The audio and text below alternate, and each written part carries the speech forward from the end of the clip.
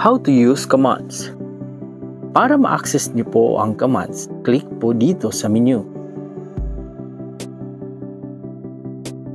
At pumunta sa e-loaders.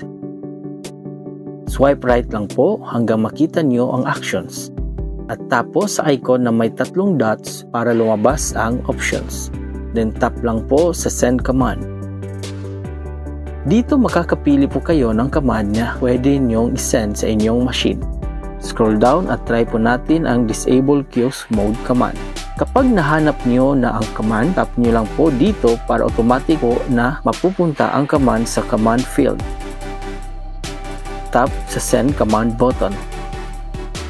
May pop-up po na lalabas, system command successfully sent. Na-send na po ang command sa machine o kiosk. Mayroong prompt na lumabas sa screen ng machine. Tap po sa yes.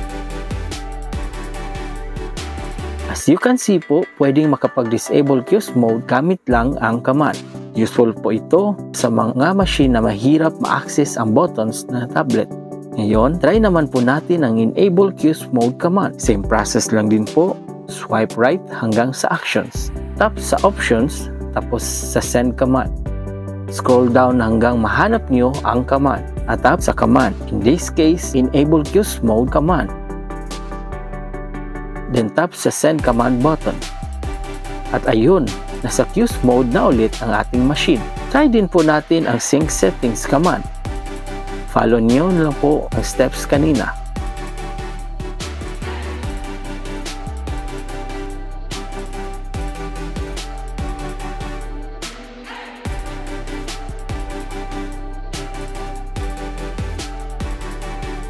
After po ma-send ang command, makikita nyo po na nagsisync na ang machine. No need na pong buksan ang box ng inyong machine or kiosk.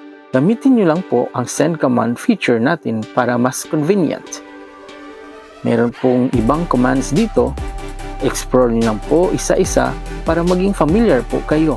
And kindly read na din po sa description ng commands.